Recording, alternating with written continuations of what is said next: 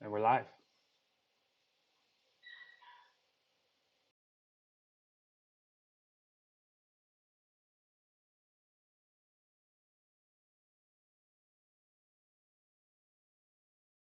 Are you up and going? Okay. No, you're all good. And so, I really think at this point, like and I'll drop, um, the doc that at this point kind of Maiko has been um, tending to on a more frequent basis, it sounds like. But going through it, it looks kind of like it's pretty close to where it was last week. I understand that there's some additions for the core team, which we can talk about. But I think that maybe the best way to go forward, I can see I got to jump in to grab a dog for a sec, is to start at the top and just work our way down, unless you guys want to hit some points in between. You guys talk about that. I'll be back in a sec after I get the doc thing figured out, and I'm dropping a link to the governance doc in the voice chat. Of course, it's the same link that's there from last week, so you're all good. I'll be back in a sec.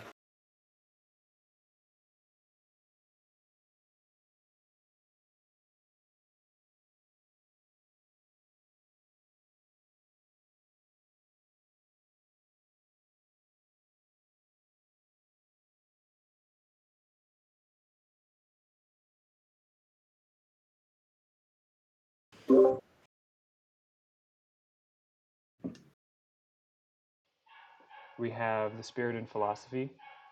And yeah, this can get changed around however it wants to be, depending on what our actual vision is and the shared vision. But I'll just read it off here.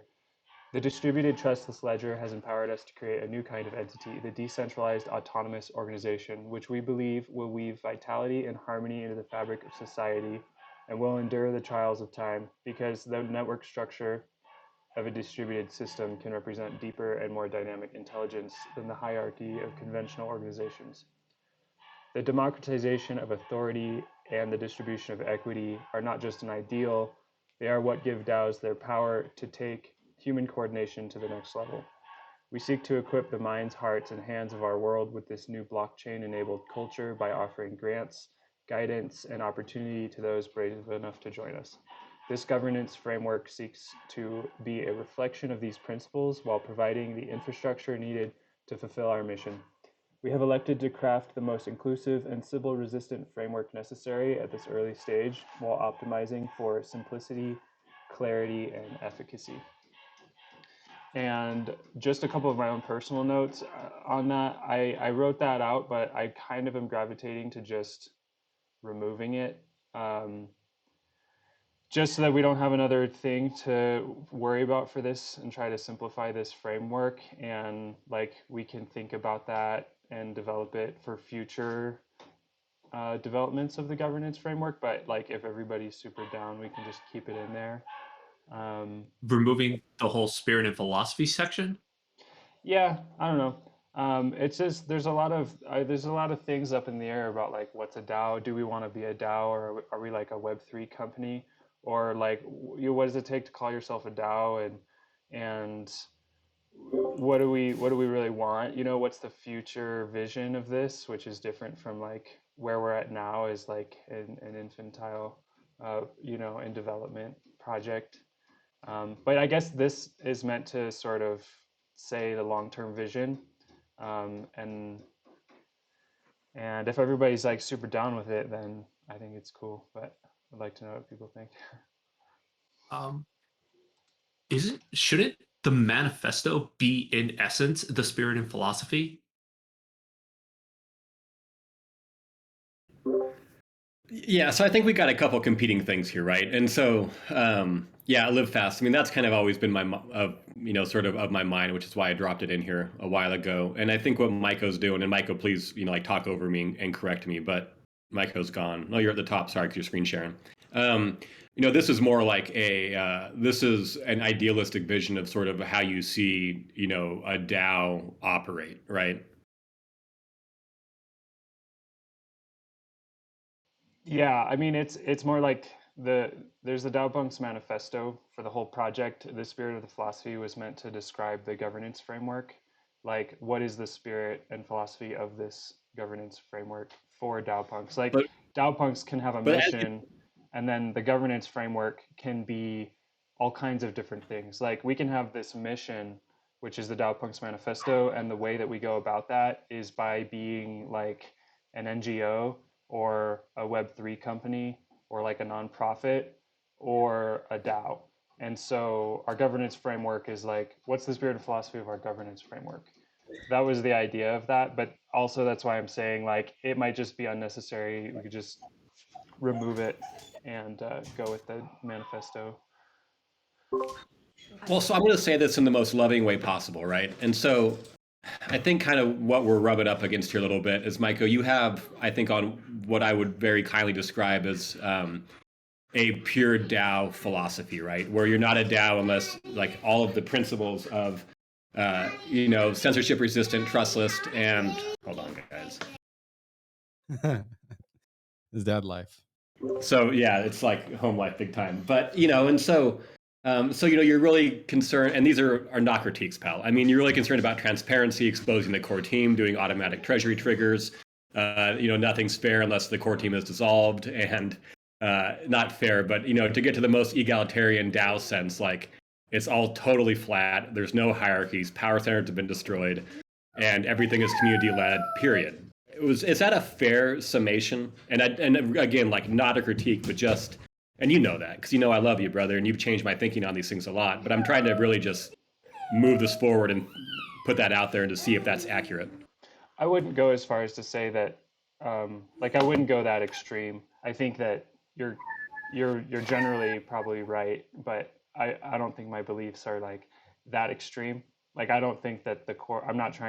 I wouldn't be interested in dissolving the core team. In order to feel like you've achieved a DAO, or like that kind of a thing. But generally, generally, I think that you're on the right line. I mean, isn't that not true? Like, I mean, in an ideal DAO, there would be no core team. I'm not saying you want to like destroy the DAO Punks core team or something. Well, right? there's just a way of structuring it. There's just a way of structuring it that matters. There's like IOHK is to Cardano as like the core team is to any functional DAO. You know what I mean? Like Sure. there's a core team, but it's the way that you structure the authority system so that like IOHK doesn't just have direct control over the Cardano network, but they still have like this primary influence over the direction and development of the project. And like, yeah, I'm totally on a learning curve here of discovering like how do like all of us, how can DAOs actually apply to all these different kinds of social movements, And I'm totally open to accepting like the spectrum of DAOs and not having this like hard line about it.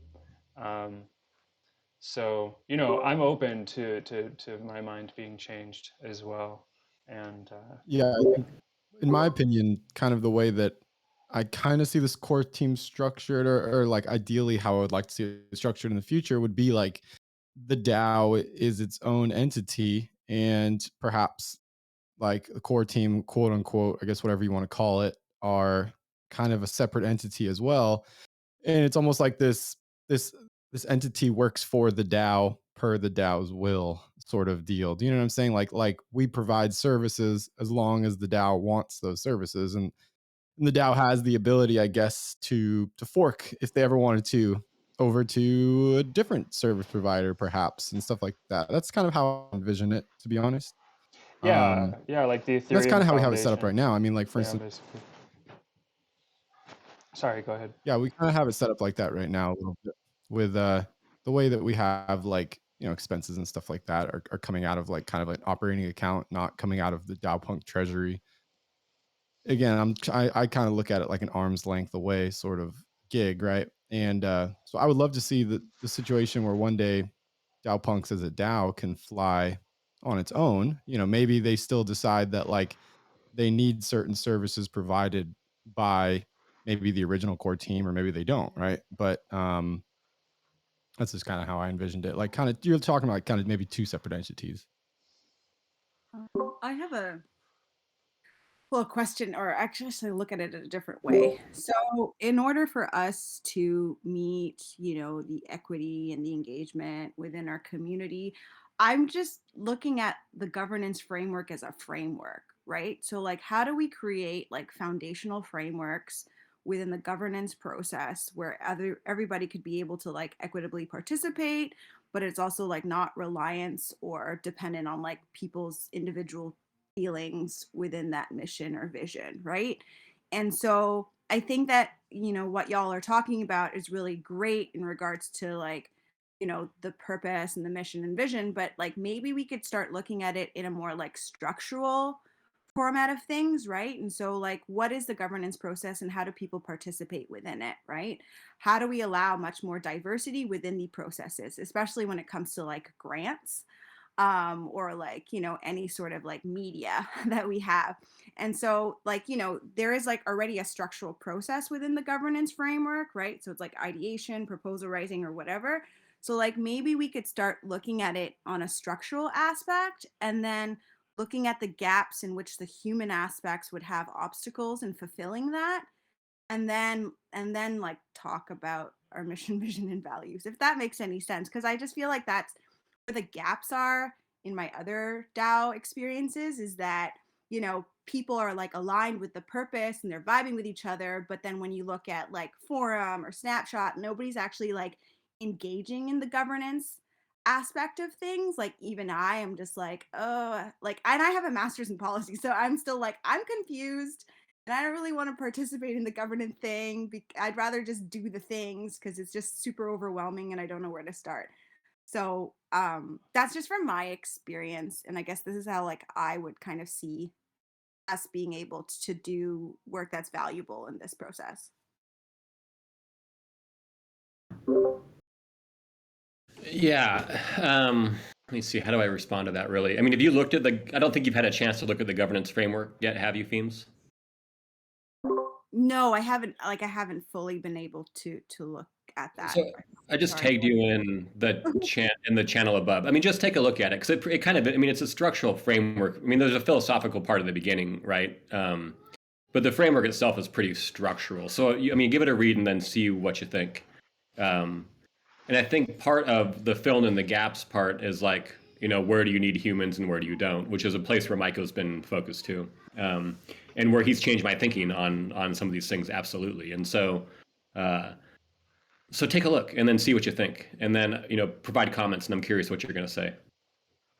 I like where you're coming from, themes. Like I think that's a good. Yeah, I think that's a good way to approach it. So let's me just. too. So on that note, let's just move on from the spirit of Yeah, philosophy. We got hung up on it, but I think that like to respond to what CB was saying earlier too. I think that like it doesn't even necessarily need to be like a totally separate entity in my mind. Like in the end, the ultimate framework would include a treasury who has direct control over an operational fund.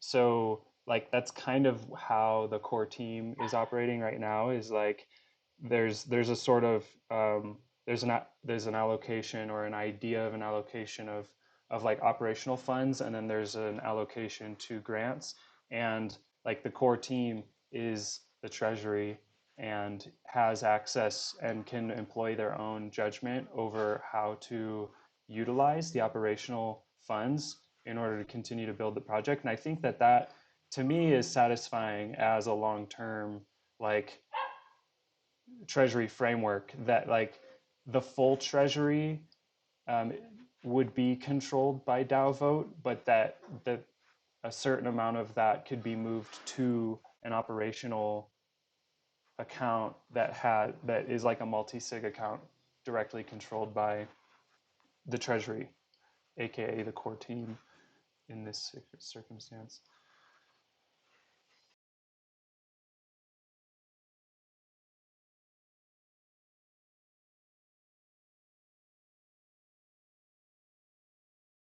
Yeah, I was gonna say that makes sense.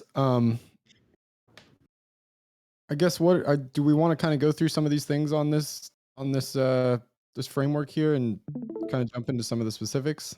Like I yeah, already see one that I'm worried about a little bit, and you guys probably guess, but like for instance, I think we've had a lot of conversations over the DAO voting. Like I think we all are pretty much in agreement of the one NFT, one vote for now with quadratic, right? I don't think there's any issues there. No, that's all been pretty dialed in. Okay, I could see the quorum potentially being an issue, just because it's like starting to become a pain in the butt over at Bankless DAO.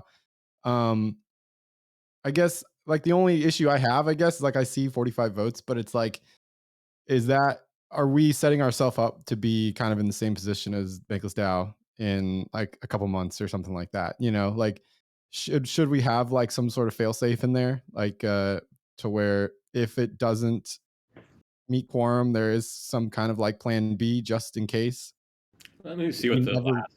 we never reach quorum again, sort of deal. Do you know what I mean? Because that's exactly what happened with Bankless DAO. Well, we're living that over there right now, big time. Yeah, That's sure. just Well, go for it. can a few questions. Maybe this will help clear this up. Where did 45 come from? 45 was pretty arbitrary, and so we kind of looked at the two snapshots we'd had to date and then settled on a low end number of what that was.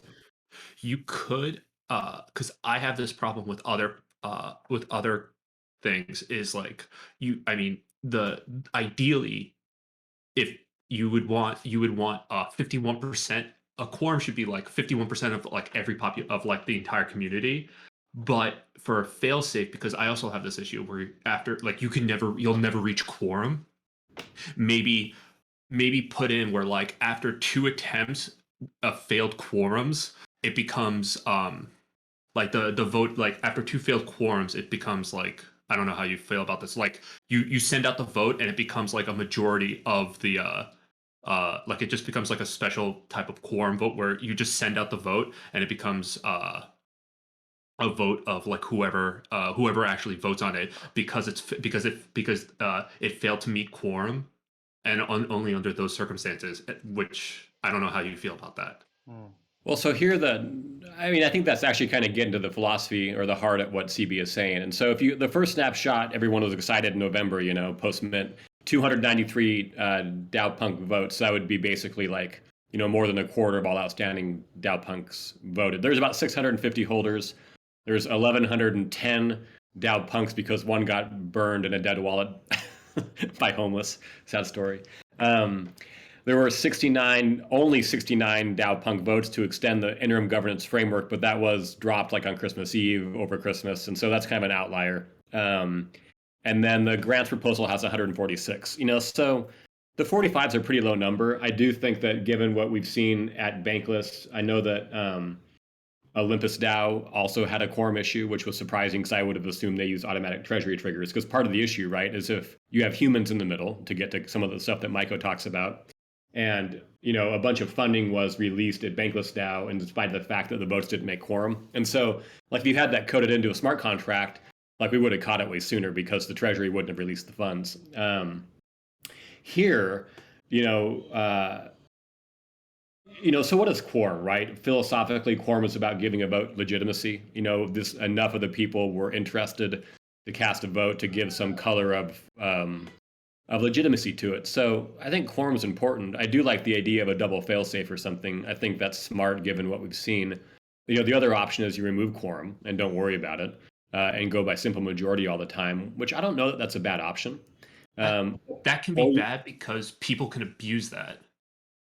Well, I understand that that's true, right? Just like if you lower the quorum amount enough, but essentially if you're going to have a double failsafe where quorum goes down to 51%, you're right. It's the same thing no matter what.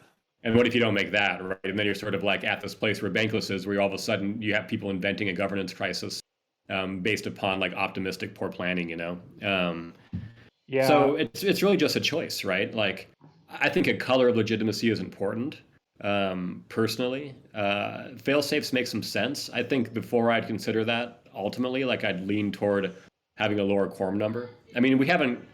That 69 was pretty close, but it was dropped at an opportunistic time. That being said, DAO momentum has certainly slowed, from where it was in December and November, although I expect that to pick back up, later on, especially as we fire up, some of these newsletters and podcasts and grants and stuff. So I don't know. I'm curious what you guys think. Live life. Like, you're bringing up great points, right? And so I think it's good to talk about. I think. Go ahead.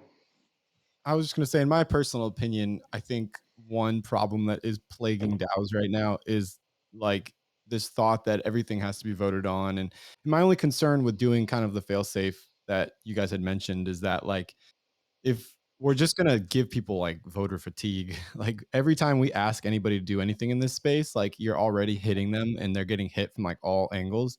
And I feel like in order to keep engagement high, in my personal opinion, over here at DAO Punks, we have to keep our touch points low so that bandwidth kind of stays there. Like with Bankless DAO, like I've been with Bankless DAO since day one, and I don't vote on anything because I just can't keep up. Like I can't sit there and read all of these proposals and vote on everything all the time. Like I just don't have the time.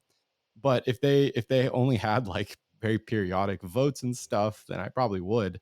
My only concern is that like we're just gonna add so many levels of bureaucracy on really what we're really a startup in my opinion. And so I think we have to be able to be agile and be fast. And I'm just worried about like tying ourselves into too much bureaucracy, which in return may even drive voter participation down. I Yeah. think voter fatigue is real, just like coordinate fatigue is real. Yeah. You know, uh, there's a lot of administration for these things. It's interesting. Yeah, what are you guys going to say? What else? I mean, yeah, I but have a question. go ahead. Sorry, I have a question that wasn't actually addressed in this document, which I was kind of alluding to, is really like the proposal process of things. I found that it's, yeah, the voting also kind of problematic because I was like, what am I looking at? How does it relate to me? Does my vote matter? But I also think that in regards to the proposal process of things, I think it's like quite new for many people. And then you'll also end up having like the same people proposing similar things, and then you won't have really a diversified engagement in that governance process. So like whatever you're talking about in terms of voting is great, but I also think a big stopgap for many is within the proposal area side of things, right? And so, I mean, maybe not to have a discussion today about it, but I think that it would be valuable to have that discussion in regards to like what could we provide in order for people to actually participate Hmm. prior to just the voting aspect of So, things. I mean, Yeah. yeah. And so, like, we've talked about, I mean, obviously you're talking about discourse or something. And then also, Commonwealth is a new tool, which I need to check out, which looks interesting because it combines forums with voting. But I mean, what is the point of a proposal, right? It's essentially to ask the DAO for money, and I mean, do you think that's accurate, Themes? Yeah, but the thing is that there's like every DAO has kind of its own structure. So like when I went to like Bankless and I read the proposals, they were like, there was a structure of that was like kind of overwhelming and was also very long as well. And like, you have to understand some of the back context to it. And then I was like, what is the information of it? Does anybody have context to it? And then somebody was like, here's the Discord where the discussion happened. And like the whole thing that was also addressed is that like people aren't really able to make informed decisions when they're voting. And voter fatigue as well. So many proposals come at them. And so I'm just really just putting out there that obstacle that even I had faced, that people need much more guidance in the writing a proposal. What are the templates of a proposal look like? What sort of proposals should we submit at all to avoid the voter fatigue? What needs to be voted? Like, does everything need to be voted? Like, if we want to change the font, is that something that needs to be voted on? And so that's just kind of, I'm just looking at the people aspect of the process. So sorry if it's like redundant and you've had this conversation. Yeah, No, I mean the maybe we proposal can go process. through there's three bullet points on the proposal process, and I think you're bringing up a really good point. So basically, sorry if there's a dog barking in the background here. Um, Basically, like our proposals for snapshots are permissioned. So right now, those permissions are just a couple of people, and we're discussing like who is going to have permission to push a snapshot proposal. But basically, it's going to look like snapshot proposals only get pushed under great care to care for this like voter fatigue that we're talking about. And I think like another part of that process can help us with the quorum issue. Like if we just delete the quorum clause and say there's no quorum, something that can protect against like manipulation is this voting period, where the voting period has to be a certain amount of days to give everyone time to actually see it and recognize it. That way somebody doesn't just kind of like sneak in a proposal and then a few people vote to approve it and then it ends and it goes through. But in the governance framework, we have a DAO vote proposal must have a voting period of at least 7 days and must be made public in the announcements channel of DAOPunk's Discord server and from the DAOPunk's NFT Twitter account at least 3 days before voting goes live. This 3-day period gives the community time for discourse before any votes can be submitted. And that basically gives everyone time to at least have the opportunity to be involved. And then we have a DAO vote proposal can be published by any working group coordinator by the will of their working group. This is like a particular topic that's like an unfinished discussion here because we haven't even really ironed out our idea of working groups and working group coordinators. But the idea is like there's a handful of people who lead each working group, and those specific people will have authorship permissions for Snapshot. And the alternative is that like only the core team, I think, will have authorship and administrative privileges of Snapshot. So that's like a discussion point that we need to work out for this governance framework, is like who has the Snapshot authorship permissions.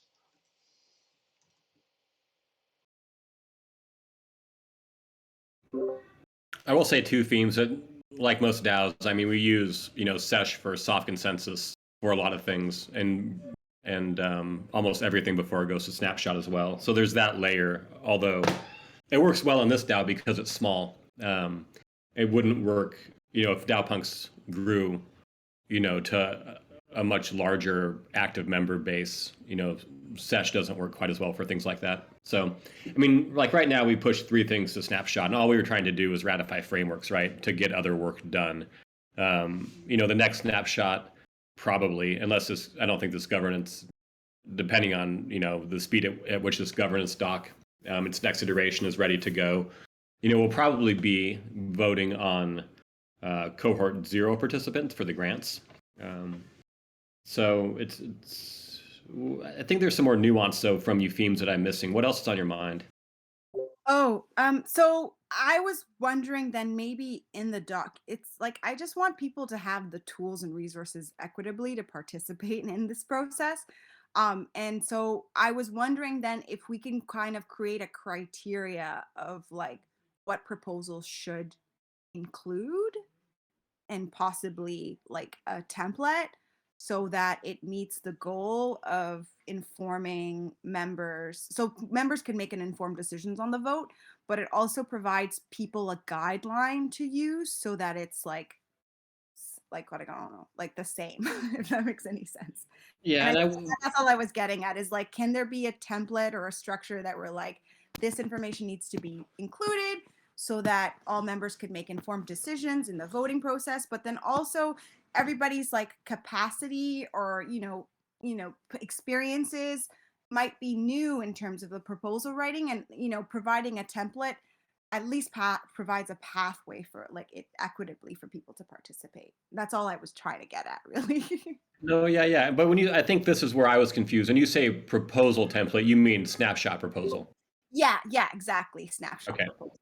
Sorry. Yeah. And Also, which like would, how to transfer, like how do I legitimize my vote on Snapshot? Because like at Bankless, for example, like I have like some bank from Collabland and then Coordinate, and then I have to like, and like even that process is like hella confusing for me, even though I'm like eligible to vote on Snapshot. I just haven't because that well, so let me demystify a couple things. Like one, this is really easy here because it's like you have, you get a vote for each DAO punk that you hold. So you have one DAO punk, you get one vote, right? On Snapshot, Bankless, it will legitimize that. Like I just have to connect my MetaMask wallet to. correct. That's it. You just connect the wallet that you have your DAO punk in. For Bankless, Bankless doesn't take into account your Collabland balance, and so it's just whatever bank you hold in your wallet you connect to Snapshot. So not unlike here, right? Just like your Collabland balance, like if you'd never want to put your, you could put your DAO punk in Collabland, thank God. But if you did, it wouldn't work, right? So so that's the Snapshot here is super simple as in terms of that is we're just using what's called a 721 strategy, which is the type of token that the DAO Punk NFT is. Does that answer your question for that anyway? Yeah. And totally. then in terms of proposals, yeah, it's interesting. We got to think about that, right? I mean, I think that quite frankly, it makes sense, one, to look at the Commonwealth. And I know that's on my list and my bandwidth is low. And so whenever I only kind of respond to emergencies, it seems like, or things on deadline. And so, the other thing that's easy is discourse. I don't particularly like discourse. I think it's poorly organized. It's hard to find information. But for, a DAO of our size, discourse would be very manageable. The thing I don't know is if it costs money. I assume it does. Does anybody know offhand?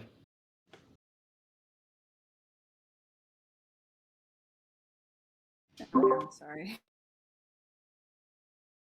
I'm sorry? I have no idea. Has anybody else looked into it? Maiko, you don't know? Okay. I mean, it might not, right? Because it's just like a blank form, but it would be easy to use discourse here for things like that. And that takes care of at least one of the issues that came up during the grant snapshot was that, I linked a Google Doc and it was locked for editing, but I think there's ways around that, and plus that's another place where you have to trust me not to edit it, right? As it's up on Snapshot. So discourse would take care of one of at least the trustless aspects to some extent of voting because the documents you have linked to on Snapshot you can't get to. We also talked about using IPFS for the thing, which would work as well. So, but even for proposals that go on to discourse or something, you still need some kind of framework as you're talking about themes to do that. So, if you want to be tasked with basically forking Bankless DAO's, forum proposal and then making it applicable to DAO punks, that would be great. Sure. Sweet. Yeah, could you send me that when you get that figured out, and then we can work it into the governance framework proposal here. Sure. Could you add me as a friend? I don't know if your DMs are open, so Sure. that would be great. Yeah, I will. Okay, cool. I really like the idea of having a DAO vote proposal template, so that way, whoever does occupy those snapshot permissions has a clear framework, so that, as you say, it can be equitable and fair for everyone to be able to approach and understand the implications of the DAO vote proposal. So the two things that I have on that right now that already in the framework are that DAO vote proposals concerning treasury management must include explicit instructions for signatories on how to execute the results. And two, relevant documentation shall be published on IPFS and linked to in the DAO vote proposal or published directly within the snapshot proposal. And then here in the references are two separate web-based tools that you can use to upload any document to IPFS. So that's pretty easy to do. Are we cool with standardizing that? Well, if you had discourse, it would kind of take care of that issue, right? Okay, but we don't right now, and I don't know if we're anticipating on changing everything to discourse by the time that this framework is published. Oh, I agree. I'm just asking the question. Do you guys want to move to discourse? It might be more than we need right now, quite frankly, but I'm just curious. I'll look into it. I couldn't say one way or the other right now. Okay. So we've worked our way halfway down the DAO votes section. to solidify our quorum discussion, do we want to? It sounds like there's like three different options. We could leave it as it is. We could lower the number, or we can just delete it.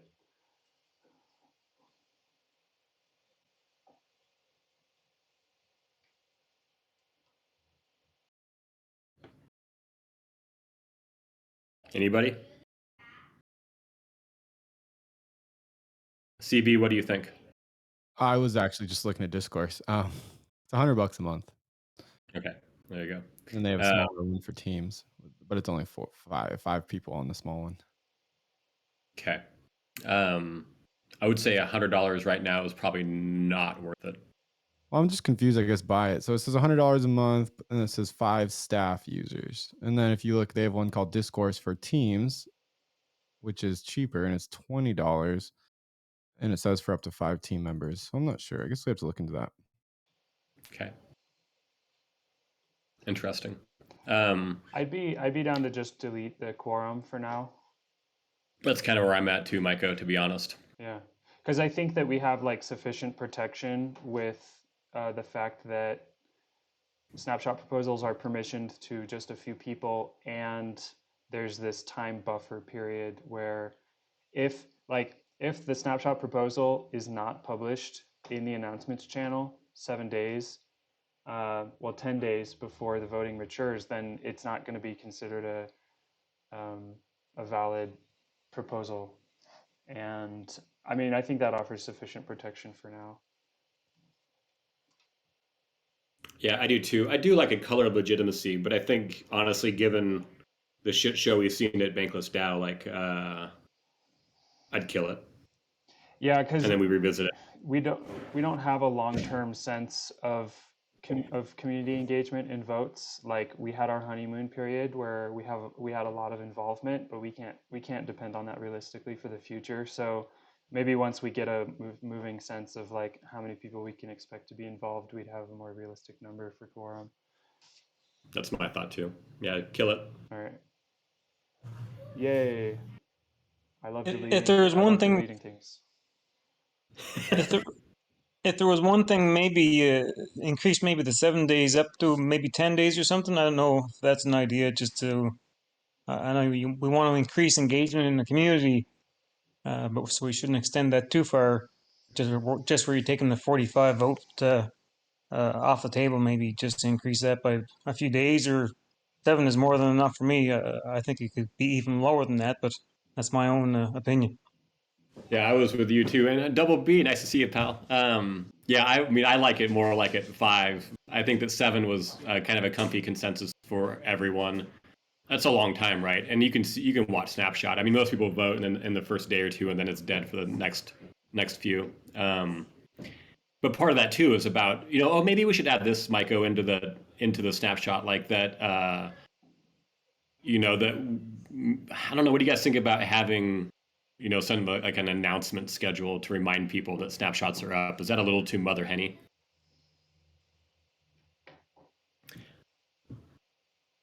Yeah, maybe that could work with this 3-day buffer period between like the day that the DAO vote is published on Snapshot, it's announced, and there's 3 days before anyone can vote. And then after those 3 days, everyone can vote. There can be another announcement that says, okay, now everybody, please go vote. You have 7 days. So you'd have 2 announcements basically. Well, I mean, would you have? And then I was half distracted. My wife just came down, and so did you? So an announcement at the beginning of the 3-day period to discuss, and then an announcement to kick off the snapshot, or would there be one additional announcement like on the 3rd or the 4th day to remind people to vote? I mean, that seems like it would be at anyone's discretion. Do we need to build that in and say this is mandatory, or should we just leave that to discretion? I'm sorry, you're pretty rugged. Oh, I would be comfortable with that just being at the discretion of administrators. Or do you Cool. want to put in something mandatory? No, that kind of that level of management probably a little bit too myopic personally, but just a question. Okay. Yeah, I think we just want to be careful of like technicalities. That way in the future, we're not looking back and it's like, well, we're questioning every snapshot that ever happened because we forgot to do one last announcement or something. Exactly. Yeah, that's exactly right. Okay, so now we have this section. A DAO vote proposal can be published by any working group coordinator by the will of their working group. Snapshot administrators can provide and remove snapshot authorship permissions to coordinators by the will of the community. The admins currently are Crypto Bougie and Hiro Canelli. And then the authors is a different permission level from admins, to where you can't change any of the settings, but you can publish proposals. How do we feel about that? Again, I'd probably keep it within, again, like this comment, right, where I see governance and ops as sort of the same working group, at least for now. I'd probably keep snapshot authorship to within, in terms of like actual getting into snapshot, putting it together, and then firing it off. I'd probably leave that within the governance and ops working group personally, and not extend it to grants and treasury.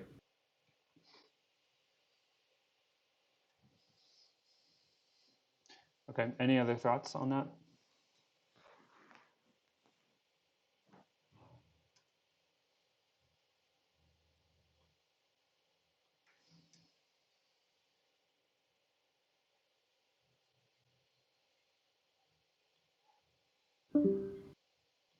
Cool. I mean, that seems What do you fine. think? That seems fine to me. So we're gonna call those folks. Are we gonna call those governance leaders the governance coordinators? I think so. Okay. I had a funny. So I would let I had a funny suggestion for the title of an official title for governance coordinators as civil seers. I know that was funny. I did. That was funny. There's also crypto quants for the treasury team.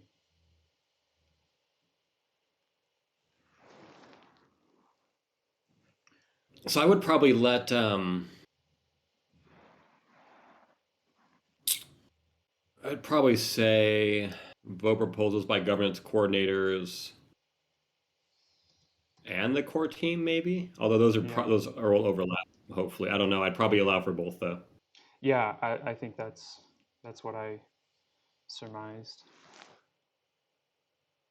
Did we? Let me just kind of reread it. I'm changing it right now. Yeah. I didn't write core team, but I wrote the current admins, which is basically the core team.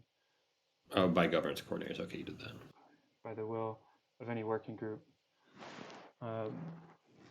Upon proposal. Yeah, I mean the language can get polished up after I'll get in offline. there and I'll lawyer it up Yeah. at some point already. So, and right now the current administrators are Crypto Bougie, you, Hero. Is that it? That's it. Yeah. Okay.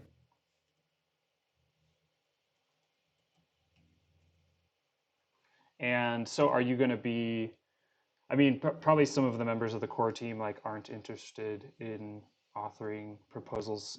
I think you were mentioning, but I guess formally we recognize that they could. Like, do we want to actually go through with adding everyone on the core team with permissions to author proposals, just to decentralize things in case somebody goes offline? There's still some folks who have administrative rights. Yeah, so the two, so CB and I are the two right now that have admin and authorship authority. Sinjin is the only other core team member, and because you got to kind of make a distinction between the core team, I guess, and the multi-sig, which doesn't overlap. And honestly, like Sinjin has never expressed any interest in that stuff. Would that be an accurate statement, CB? Yeah, absolutely. So, personally, I wouldn't put Sinjin on because he doesn't want to be on. I think that's fair, and we can like directly ask him that question, which is fine. But that's certainly my impression of what Sinjin's involvement in Snapshot would be, is like happy to vote, don't really want to get into the weeds on it. Now, if the question is, should we talk to him and have him added as a, another source of decentralization, I think that he would be totally willing to do that. And As it's a probably not a bad idea. contingency. I mean, that's the right kind of person that you want to hold a For sure. contingency role, is somebody who like doesn't want to get in there and mess with things, but like they'll be available if they're needed. I think that's a totally wise statement. Yeah. Okay, we'll talk to Sinjin about it. Okay. I would say for now, just go ahead, Adam. Cool. Great. So that one's good. And I'll unhighlight that since we've resolved it.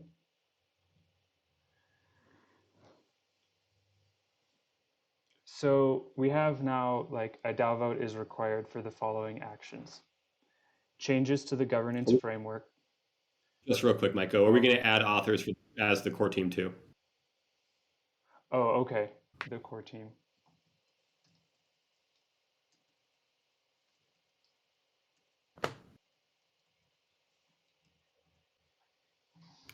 And kind of another thing I just think about generally is like, as we grow, I mean, it probably makes sense to sort of put, I don't know, some kind of administrative coordination layer in between working groups and the core team as well, to really remove that responsibility from the core team.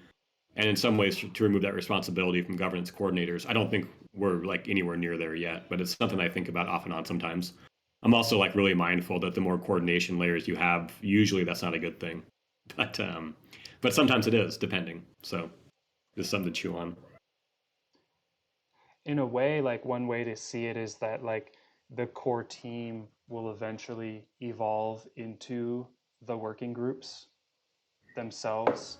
Like, so parts of the core team will be the treasury working group, parts of the core team will be the governance working group, and there'll be some overlapping roles.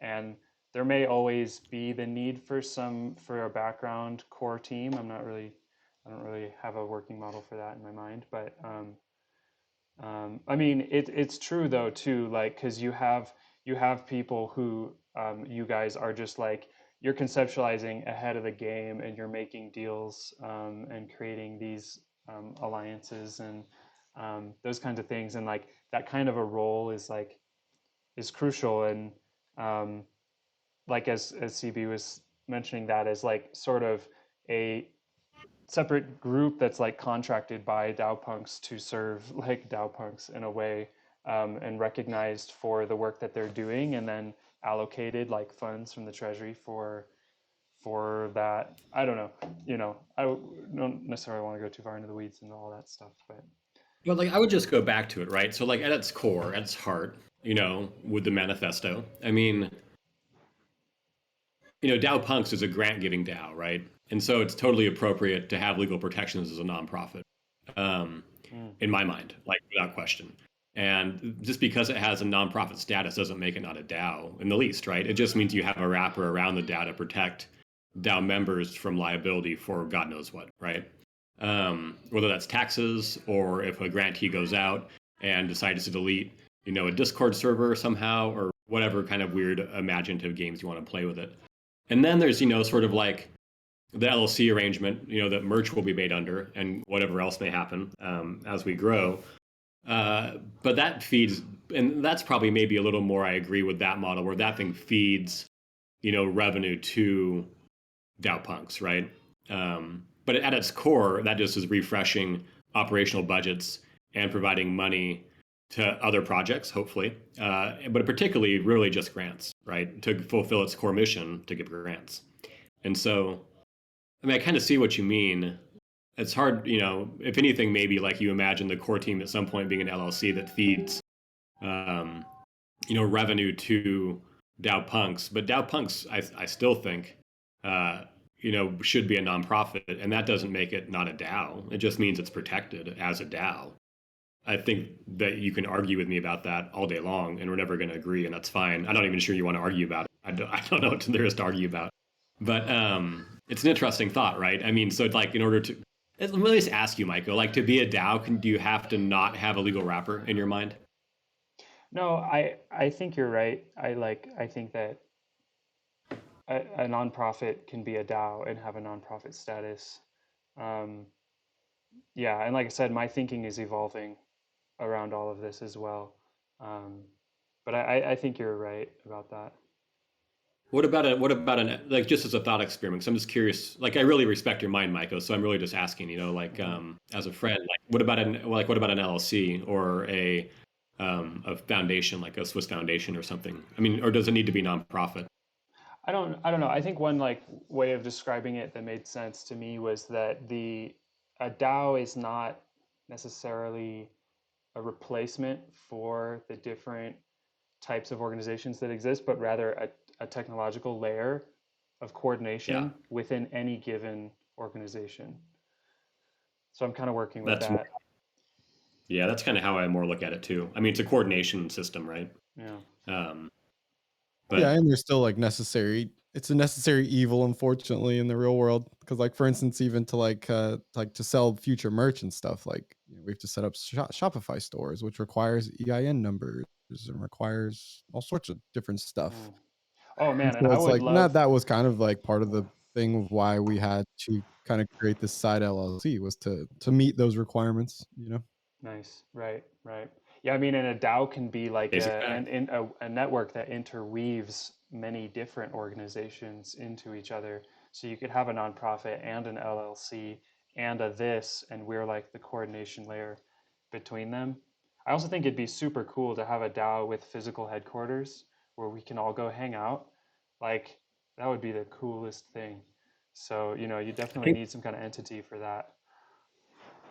totally. Yeah, I like that thought, like where I mean, you can coordinate between these different entities. I mean, which is essentially what DAO punks will do, right? I mean, coordinate between the LLC. I mean, granted, like the core team is the one that are on it, but I can certainly imagine a world where, as that for-profit arm grows, that you bring in other DAO punks, right, to help do the work. So, um, Yeah, I yeah. mean, here's a So vision. It's like Ethereum handing off the network to Ethereum 2.0. It's like okay, we have a core team right now, and someday in the future, we might get to a point where we've set up the kind of framework where we do have a treasury that is controlled directly by the DAOPunk NFTs in a trustless way, and that address then exists, and then it's up to the core team and their treasury that they control to then basically like hand off the treasury to this entity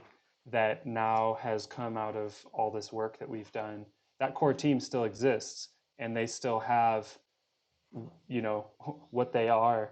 And then now there's this DAO that has been birthed out of that process, who is kind of a separate entity. And now they have this kind of mutual relationship. Like, I think of our organization and this as like more of a general framework for how to think about everything. So a lot of the ways that I apply my thinking to our group is like not personal, but just very generalized solutions for DAOs in general, if that makes any sense. yeah, it does. Hang tight. I gotta do dog.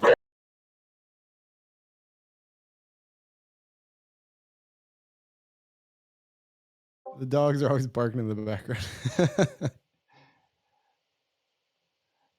Yeah, I like that. I mean, I think we're all learning what a DAO is as this happens, right? Like, I think nobody knows what it looks like yet fully. So it's definitely interesting. These conversations are super interesting. And I don't know, Maiko, have you been following at all the cult DAO? Have you been seeing what they're doing over there? No, I haven't. You would like that. I think there's some parallels to maybe how we could I don't know, maybe what we should strive to go towards in the future. But basically, it's a DAO where they're releasing a token, and basically the top 50 holders of the token are going to be labeled as guardians. And the guardians are the only people that can present proposals to the DAO, and the rest of the holders are called like the many. and the many are the people who vote on the proposals. The guardians cannot vote on proposals. All they can do is present. And Oh. basically they have automatic treasury triggers that once a vote is passed, the treasury auto triggers the disbursement of the funds to the said project that they're working on. And then basically what happens is that said project, if they're successful, is supposed to come back and basically pump tokens back into the treasury, and then the treasury auto triggers disbursements to the people that are staking the tokens back to the many and the guardians. And so it's like it truly is sort of like an autonomous organization at that point, because they're, the keys are burned to the treasury. Nobody can access the treasury. It's all automatic at that point. And it'd be kind of cool to apply that same methodology to DAO punks in the future, to where maybe you have an automatic treasury that is funded in some way, strategically, and you have this group of guardians or DAO punk leaders or whatever you want to call them, who can present grantee applications to the DAO, and then the DAO votes, and if it's successful, it automatically triggers. Super interesting stuff. Obviously, they have a very competent dev team behind them, which is why they can put this stuff together. But who knows? In the future, we might be able to fork projects like that. Yeah, Who was that, Stevie? that's I very missed. cool. Sorry. We're talking about Cult DAO, the one that just launched. I sent you a link on it today. You'll like it, Hero. Like the governance framework for it, the automatic treasury triggers, the whole the whole formation of the DAO is very experimental, but awesome. And it's something that we could work towards in the future. Cool. Yeah, I mean, and to give Michael credit, like he's the one who's really kind of got my mind moving more on what a DAO is. So You would as like always, it, Mariko, then. Hmm? You would like that. You should look up Cult DAO and just check it out. I'm doing what everyone else is doing. I'm going through the DAO sphere and trying to figure out what makes sense. Because like I said, I would love for this to be automated in the future. To where I can walk away for 6 months if I want to, go to the Bahamas and not worry about the DAO doing stuff. You know what I mean? Like have it all automatically kind of trigger and stuff. I don't know technologically or technically how that looks, right? Because it seems to be like you have to have a very competent dev squad to like really put together anything that's autonomous. But as we keep building, I think frameworks are going to come out of this to where we can fork it, and maybe it'll be like open source at that point. I don't know. Yeah, I think there's more and more like tools that are being developed for non-developers to launch shared wallets among token holders and that kind of a thing. Um, who was it recently that launched their investment DAO platform where anyone can create an investment DAO that is fully trustless as long as it has like less than 99 people, and basically everyone can then pool their assets together and have like legitimately trustless shared governance over that pool of resources. It's very cool, very cool, and it's like an extremely user friendly interface. So there's a lot of tools like that that are coming out that um, that I'm super interested in. So for me, this is going to be like some long-term work over the next several months, is like really diving deep into this, like how to enable DAOs to really enact the technological layer that they're dreaming of. Because for both our benefit as DAO punks and for just my own education into where I want to go with all this.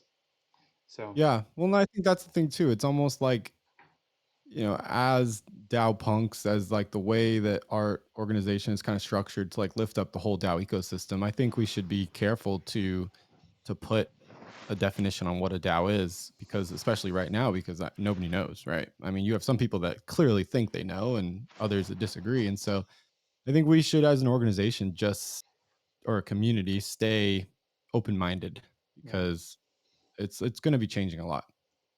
yeah, totally. Okay. I know I got us in the weeds a little bit on that one. Sorry. No, No, I mean that's that was actually. great. And now I'm just on there, joining their Discord and poking around. Like it's super interesting. Yeah. Look at the website. Website's better. Is this Okay, Cold DAO? I found a website and their token is Cold D. Is that the same folks or is that different folks? I think that's their looks like that's their decult is their proof of it's like their stake token, and then Yeah. cult itself would be their their governance token. Okay, I think Yeah, I so you found stake a different project that I'm looking at. super interesting. Apparently, the founder's anonymous. He got verified through this like third party that is vouching for him for whatever that means, right? But apparently, the founder is like a very very well known crypto founder, and he doesn't want to dox himself, or he or she doesn't want to dox themselves um, because of the nature of the project. But it's interesting. It's very well made. Mm, Which and I really again I like the automatic treasury trigger aspect. I really like the way that they have the guardians are like basically just ever changing depending on what the top 50 holders are. Um really interesting stuff. It's we could analyze stuff like this and maybe apply it to future like kind of automatic grant giving triggers, you know? nice. Well, it's so interesting, right? Because one of the conversations we have a lot is how to, how to reduce or remove economic incentives in voting, right? And so to, to basically disallow the top 50, wealthiest by token holders from the actual voting itself is pretty freaking interesting, right? But at the same time, they have to be super mindful in the proposals they craft and present, because they're, of course, are going to have their own economic interests in mind, even if it's subconscious, Well, here's what they like, did. They right? went out and they found they basically enlisted 50 of the top like decentralization influencers in the space. And they basically got these influencers to basically sign on. So people like Ryan, Sean Adams, David Hoffman, like Above Average Joe. And they basically said, look, we're going to give you these tokens, but if you sell them and you rug us, we will dox you and we'll let everybody know. And so it's almost like now it's like, okay, so this organization's main mission is to basically fund decentralization and push the narrative forward. And it wouldn't look that great if David Hoffman was rugging the project. You know? How interesting. So is Joe on this thing? He's part of it? Yeah, he's a guardian. It's interesting. Nice. Yeah, it's kind of similar to Uniswap's governance framework. It's obviously different, but people can allocate their own tokens as voting power to specific people whose opinions they trust. And if you have been allocated at least 20 million uni tokens, then you have the authorship for DAO proposals. And Oh, interesting. yeah, and so it's a permissionless. Well, it's the permission system is trustless. So you automatically gain permissions based on how many Uniswap that you've been.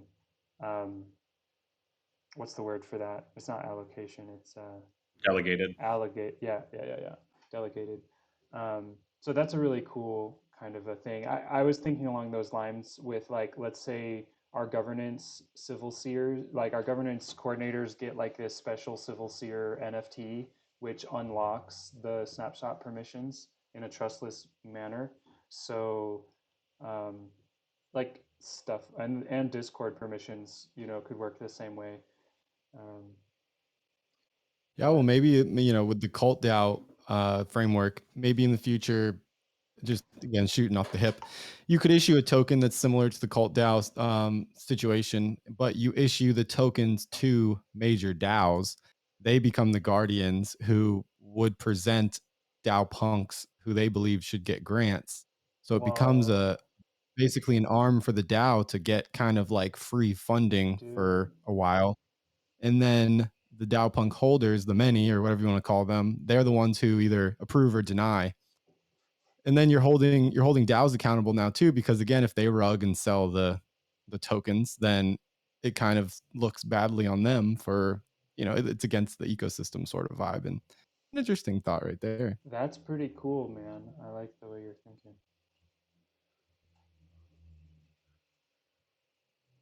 Yeah, and then it becomes yeah, super interesting stuff, man. Like I love the cult DAO mindset. It's actually kind of changed it. I'm seeing a lot of similarities between what we're doing and what they're doing.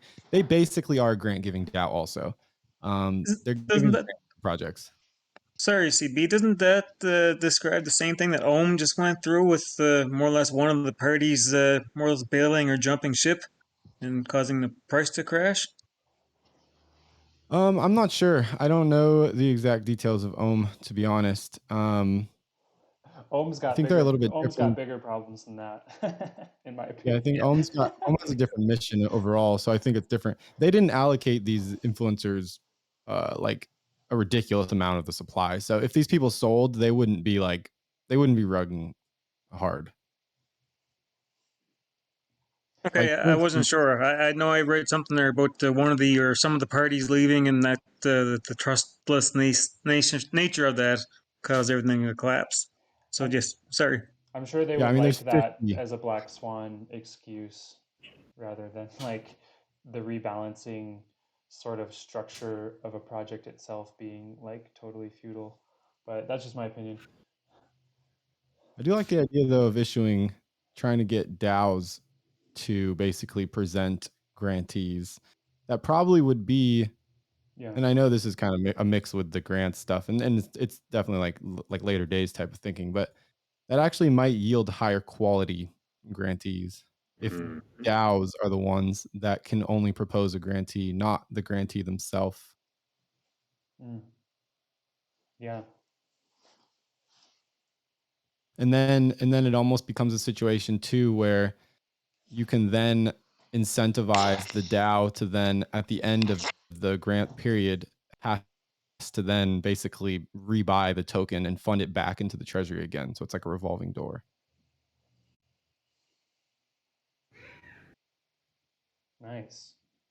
Yeah, it's all about circulating capital, creating this living organism. Yeah, like it basically like I could see somebody say, well, what's the advantage to the DAO? I'd say the advantage to the DAO is that they are basically fixing a cash flow gap from when the employee starts to when the employee is actually, I don't want to call them employees, but the worker, subcontractor, whatever you want to call the people that work for DAOs. It fills that cash flow gap of when a person is just starting to when they're actually producing value. And so theoretically, by the end of the grant period, that person's now producing value, and the DAO basically can repay that. Mm. Yeah, it's also like a boot camp and a training program in a way, like a cultural immersion sort of thing. That's an interesting concept. That might get more DAOs involved with what we're doing too. Yeah, because it's like a lot of the learning curve in working for DAOs is culture and just like, how do I even, like, what is this whole thing? Like, how do you engage with people like this and hop around in Discord servers and Twitter and like everything else? And it's kind of like one of the value that we're offering to folks is like we are dropping them into the pool and we're giving them their own personal, channel in our Discord server and putting them in some AMAs and a podcast. And like they're like going to be full on immersed in DAO culture in a way that like no one DAO organization could like train an employee in how to do. But those people are now going to be like such higher value contributors to those projects because they know how to swim through like this sea of resources that are available in all the DAOs. Yeah. Yeah, I like the idea of the DAO sponsorship almost. I mean, maybe that should be a requirement on the grant applications, like that you have to have a sponsor. I can tell you that was something I've always been into, like a referral from someone within the DAO, attesting to the candidate. I mean, really more in my mind, it was about making sure that person would have enough supplemental DAO work to be able to, go full-time DAO, and while using the grant money as a stipend, but not to rely on it only, right? Mm, I think that's nice. smart. I think we should try to think about something like that. I'm Because gonna. yeah, I agree. I'll I don't put some of remember those why it was shot notes. I'll put some It of was, those but it was notes in pretty the. resoundingly shot Yeah. down in the grants discussion. I don't remember who all was there offhand, but it wasn't super warmly received, But just like, which is fine, right? But I do, I'm like super on board with that. I think I it mean, makes a lot of go back sense. to like if you go back to the concept of like having DAOs submit grantee applications instead of the grantee, like I just can't see why there wouldn't be DAOs that would be interested in that. Like, especially if we didn't in the initial run make them refund anything, right? Like it was just a legit payment for a new person in their organization. Like I could totally see us approaching Bakeless DAO and saying, give us some candidates. Like I would hope they would be able to come up with some. I would think they would. Um, Same with like City DAO, Aragon DAO, all these ones that we're trying to partner with. It kind of seems like it makes sense. Yeah, I mean, and that's a pretty good gap, right, in between where you sort of have DAOs providing funding for grantees, but in this sense, it's just one step below, right, where they're providing essentially grantees or potential grantees for consideration. I think that's a really interesting thought. I hadn't thought about it. It's I'm way into it.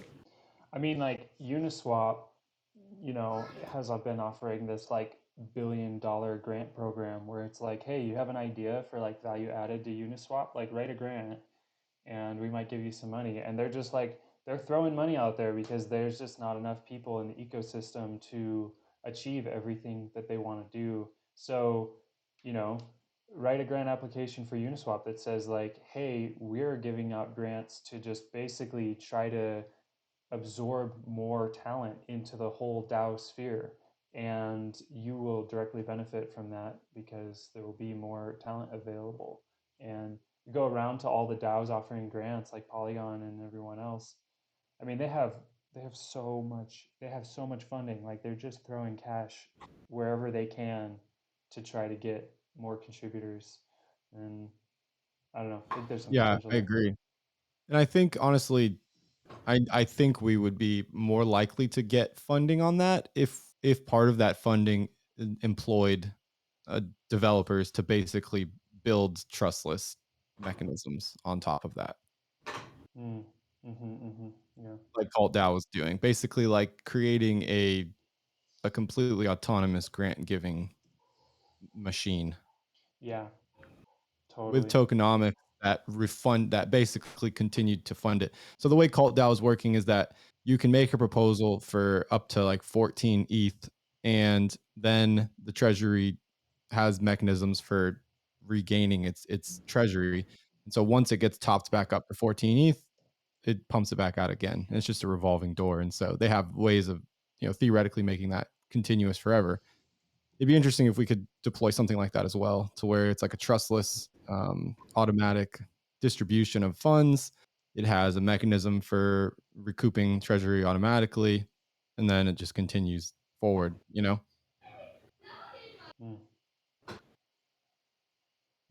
I like the way you're thinking.